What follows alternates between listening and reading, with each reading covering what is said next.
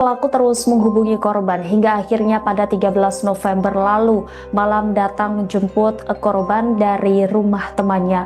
Setelah dijemput, korban tidak diantar pulang, melainkan dibawa ke kawasan SMA 8 untuk bertemu sejumlah orang lain. Dari lokasi tersebut, korban kemudian dibawa ke tempat pertama. Ia mengaku berada dalam satu mobil bersama beberapa orang, termasuk 3 oknum polisi berinisial VI, MIS, dan HAM. Di lokasi pertama, korban mengaku diperkosa secara bergiliran oleh 3 orang, salah satunya adalah anggota kepolisian berinisial SR. Usai kejadian, korban tidak dipulangkan. Dalam kondisi lemah, ia justru kembali dibawa ke lokasi lain oleh orang-orang yang sama. Korban menyebut dirinya dipindahkan ke lokasi kedua oleh 3 oknum polisi berinisial VI, MIS, dan HM. Bahkan menurut kuasa hukum korban, Putra Tambunan, korban diangkat bersama-sama dari mobil menuju lantai 2 di lokasi kedua. Di lokasi kedua tersebut, korban kembali mengalami pemerkosaan, kali ini oleh pelaku lain yang juga anggota kepolisian berinisial NIR. Korban juga mengungkap dirinya sempat tidak menaruh curiga karena salah satu pelaku memiliki hubungan marga yang dianggap sebagai paman oleh pihak keluarganya. Ada satu asumsi yang hampir tidak pernah kita pertanyakan, bahwa orang yang berseragam adalah orang yang bisa dipercaya, bahwa di dalam sistem ada perlindungan. Tapi bagaimana jika ancaman itu tidak datang dari luar, melainkan dari dalam sistem itu sendiri? Dan lebih dari itu, bagaimana jika korban harus melawan di tempat yang sama di mana ia seharusnya dilindungi? Dalam institusi kepolisian, segala sesuatu tidak hanya tentang tugas, tapi tentang struktur. Ada atasan, ada bawahan, ada perintah, dan ada kepatuhan. Dalam struktur seperti ini, relasi tidak selalu setara, dan di titik tertentu, ketimpangan itu bisa menjadi tekanan. Bukan tekanan yang terlihat, tapi tekanan yang dirasakan. Peristiwa ini melibatkan 2 anggota dalam satu lingkungan kerja. Interaksi mereka pada awalnya terlihat normal. Komunikasi berjalan seperti biasa. Tidak ada tanda mencolok. Namun seiring waktu, relasi itu mulai berubah. Batas profesional mulai kabur. Situasi yang awalnya netral berubah menjadi tidak nyaman. Dan dalam kondisi seperti ini, korban berada pada posisi sulit. Menolak bukan tanpa resiko. Melawan bukan tanpa konsekuensi. Peristiwa inti terjadi dalam kondisi di mana korban tidak memiliki kontrol penuh, bukan dalam ruang terbuka, bukan dalam situasi yang memungkinkan bantuan cepat. Yang terjadi bukan sesuatu yang tiba-tiba, melainkan puncak dari situasi yang sudah mengarah ke sana.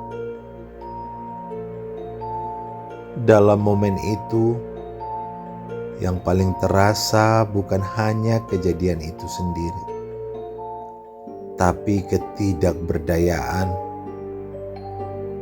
Dan setelah itu selesai, tidak ada sirine, tidak ada keributan, hanya diam. Banyak orang berpikir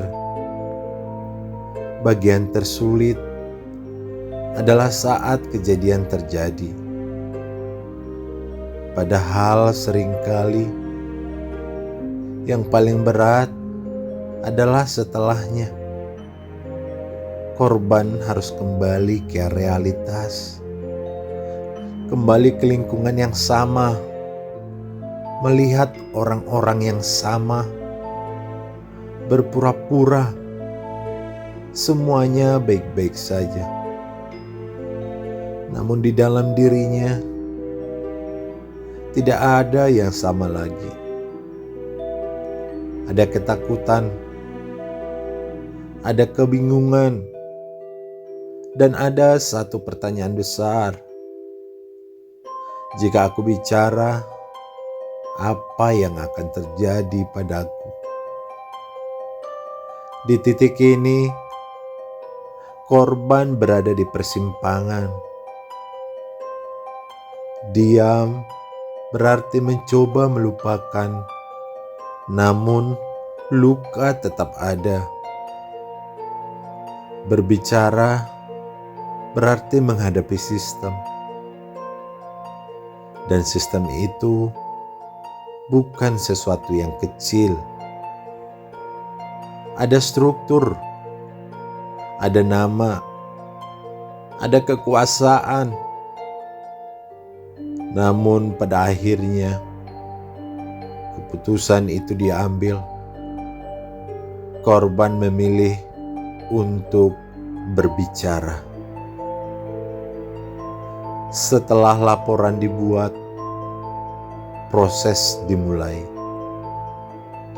Pemeriksaan internal, pengumpulan keterangan, langkah hukum. Namun proses ini tidak selalu berjalan dengan mudah. Karena di dalamnya ada banyak hal yang dipertaruhkan. Reputasi, kepercayaan publik, dan integritas institusi. Disinilah sistem benar-benar diuji. Bukan hanya dalam menemukan fakta, tapi dalam menunjukkan keberpihakan pada kebenaran. Kasus ini membuka satu hal yang sering tidak dibicarakan, bahwa dalam struktur yang kuat, tidak semua orang memiliki posisi yang sama. Dan ketika sesuatu terjadi, yang paling lemah harus berjuang lebih keras untuk didengar. Ini bukan hanya tentang satu kasus, tapi tentang bagaimana sistem melindungi atau justru gagal melindungi. Hari ini mungkin proses masih berjalan. Belum semua jawaban tersedia. Namun satu hal sudah jelas, korban tidak lagi diam. Dan dalam banyak kasus, itu adalah langkah paling sulit. Karena melawan dari luar itu sulit, tapi melawan dari dalam sistem seringkali jauh lebih berat. Karena terkadang keberanian terbesar bukanlah melawan musuh di luar, tapi melawan ketidakadilan dari dalam tempat kita sendiri.